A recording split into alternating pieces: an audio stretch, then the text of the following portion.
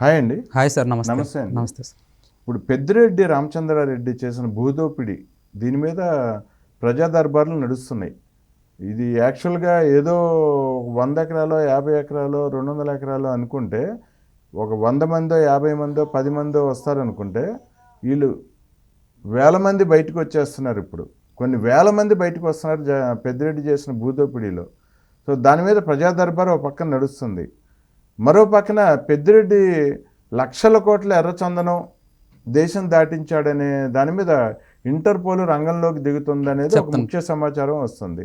దాని మీద మీరు ఎలా విశ్లేషిస్తారు మీరు? సార్, ఇప్పుడు ప్రజా దర్బార్లు ఆంధ్రప్రదేశ్లో బాగా నడుస్తున్నాయి. ఓకే. చాలా అక్కడక్కడ ప్రతి అందరూ బాగా చేస్తున్నారు. ఓకే. కానీ అన్నిట్ల ప్రజా దర్బార్లో మాత్రం మదనపల్లి ప్రజా దర్బార్ మాత్రం హైలైట్గా నిలుస్తుంది. ఎందుకు? ఒక్కొక్క ప్రజా దర్బార్లో ఒక్కొక్క సమస్య గురించి ప్రజలు ఆరా తీస్తూ ఉంటే ఈ ప్రజా దర్బార్లో మాత్రం ఒకటే సమస్య మీద నడుస్తుంది. ఓకే. ఏంటిది? పొలాలు, పంట భూములు, ఇళ్ల స్థలాలు, వీటి వేల మంది వారమైనా తగ్గలేదు జనాలు. అవును. జనాల తాకిడి వారమైనా తగ్గలేదు.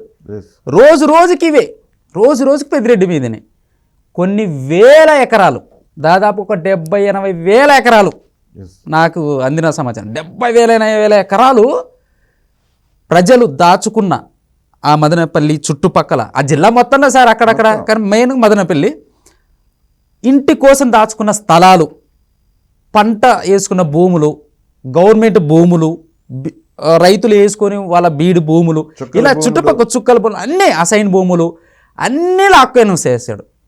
రోజు వచ్చి ఏడుస్తున్నారు సార్ ఆ ప్రజలు. దాని మీద అధికారులు ప్రజా దర్బార్ పెడితే ఇంకా తగ్గలేదు. ఆ యొక్క వేల ఎకరాల దాని మీద ఎంత అనుకుంటారు సార్? డబ్బు లక్షల కోట్లు. ఆ భూముల విలువ ఎంత? లక్షల కోట్లు. ఓకే.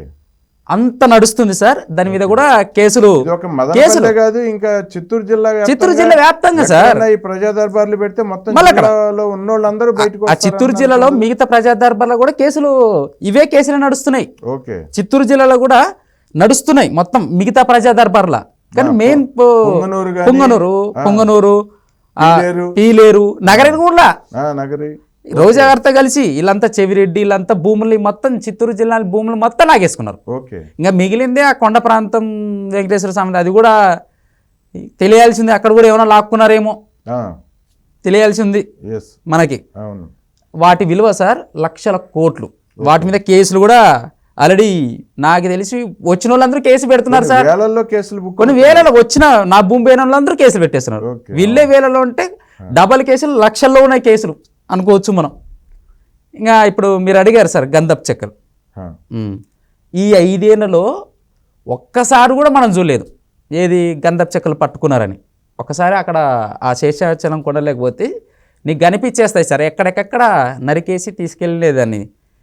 అట్లా 5 ఏళ్లలో కొన్ని వందల వేల లక్షల లారీలలో మన చెక్ పోస్టులను దాటించి, స్టేట్లను దాటించి, షిప్పుల్లోనూ ఇంకో వేరే దాంట్లోనూ దేశం నుంచి ఇంకో దేశానికి దాటించారు.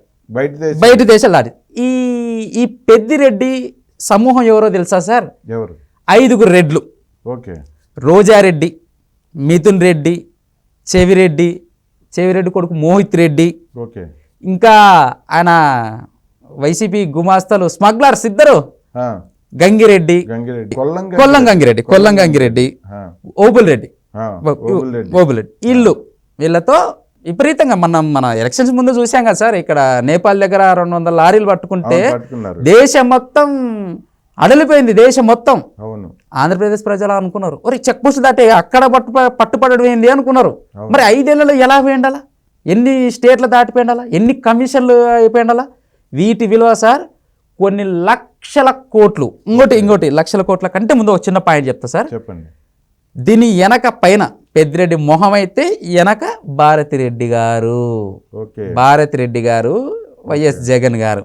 ఈయన ముందు నడిపిస్తే దీని వెనక 6 రెడ్లు నడిపిస్తే ఈయన ముందుంటే ఒక గంధపు చెక్కల డాన్ పెద్దిరెడ్డి, గంధపు చెక్కల డాన్. ఓకే వెనక నుంచి వీళ్ళు నడిపించేశారు, చూసుకున్నారు. ఓకే వీటి విలువ కొన్ని లక్షల కోట్లు, ఓకే కొన్ని లక్షల కోట్లు. ఎట్లా అంటే సార్, ఒక్క 10 రాజధానులు ఈజీ కట్టేసుకోవచ్చు. అమరావతి రాజధాని మనం ఉంది కదా, లాంటి రాజధాని. అలానే ఒక 10 ఈజీ కట్టేయచ్చు.